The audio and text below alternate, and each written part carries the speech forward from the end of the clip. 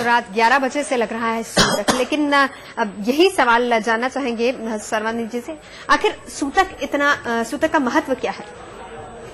नवजोत, सूतक का मतलब होता है कि कुछ आपके आने वाली घटनाओं का पहले वो विषम तरंगों का उपादान बन जाना।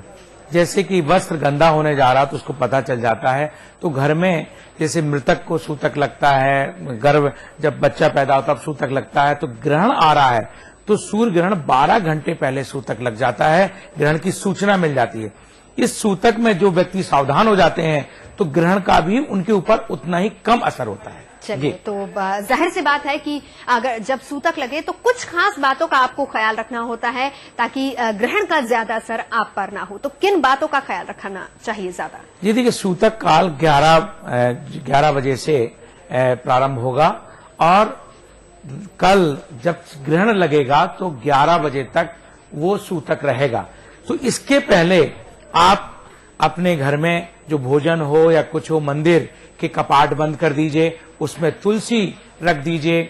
मंदिर के देवता हैं, जो विग्रह हैं, उनको मत छुइए और अनुष्ठान की इच्छा रखने के लिए आप भगवान से प्रार्थना करिए कि हे परमेश्वर, हे सूतक काल, मैं ग्रहण काल में पूर्ण मंत्र का अनुष्ठान करूंगा, इसलिए आप मेरी मदद कीजिए। और भोजन जितना भी घर में और कुछ भी दही हो, दूध हो, उसमें तुलसी डालकर रखें। सूतक के दौरान आप कुछ ना खाएं, लेकिन ये नहीं हो सकता, जो सामर्थ्यशाली हैं वो तो नहीं खा सकते हैं, लेकिन जो बलशाली हैं, स्वस्थ हैं वो, लेकिन जो बीमार हैं, कुछ नहीं सहन कर सकते हैं, वो पानी जूस ले सकते हैं, फल का जूस ले लें, पानी पी। बुजुर्ग और बीमार बच्चों की भोजन की छूट है और गर्भवती महिलाओं के लिए भी भोजन की छूट है, लेकिन उन महिलाओं को थोड़ा हल्का भोजन करना चाहिए जिससे कि उनको बारंबार शौच वगैरह न जाना पड़े। और इस समय सावधानियां हैं कि ब्रह्मचर्य का व्रत का पालन करें, ऊनी या साफ धुले हुए वस्त्र पहने। अगर एक वस्त्र आप पहन सकते हैं तो बहुत अच्छा, लेकिन सर्दी अधिक है इसलिए ऊनी वस्त्र पहने। आसन पर बैठे 10 मिनट बैठ करके गायत्री मंत्र का जाप करें या आदित्य हृदय स्तोत्र का पाठ करें जी। और इसी तरह मंत्र, गायत्री मंत्र का आपने कहा कि जाप करें, एक बार जाप करके हमें बताइए।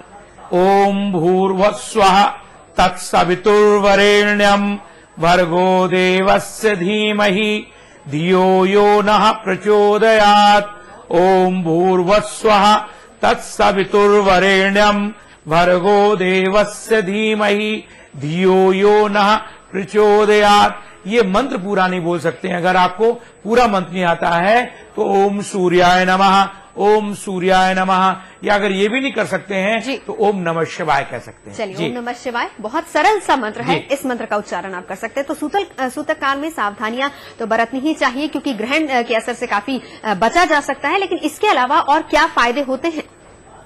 देखिए, सूतक काल में जब आपने देखिए, सूतक काल में काल सर्प दोष, पितर दोष, मंगल दोष दूर करने के लिए आप उत्तम समय पर अपने बाईं ओर जो ये बाईं जो अपनी भुजा है उसकी ओर सरसों के तेल का दिया जलाएं और दाहिनी ओर घी का दिया जलाएं।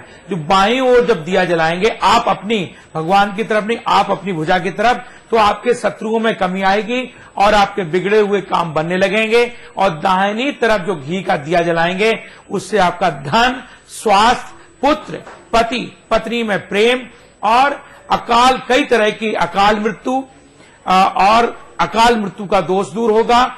जीवन में किसी भी तरह का डिप्रेशन भी खत्म हो जाएगा। और क्या इस दौरान कुछ विशेष मंत्र भी होते हैं जिनका जाप करना चाहिए? जी, मंत्र में जैसे कि अगर किसी को सूर्य का मंत्र है तो ओम सूर्याय नमः का पाठ करें, दिवाकराय नमः, भास्कराय नमः, ओम प्रभाकराय आदित्याय नमः, रविवासरे नमः, भानुकराय नमः, प्रभाकराय नमः। इस 7 मंत्रों का अगर कोई उच्चारण कर लेता है तो निश्चित है उसके जीवन से पितृदोष, मंगल दोष और काल सर्प दोष नष्ट हो जाएगा। एक बार फिर से मंत्रों का उच्चारण कर दीजिए।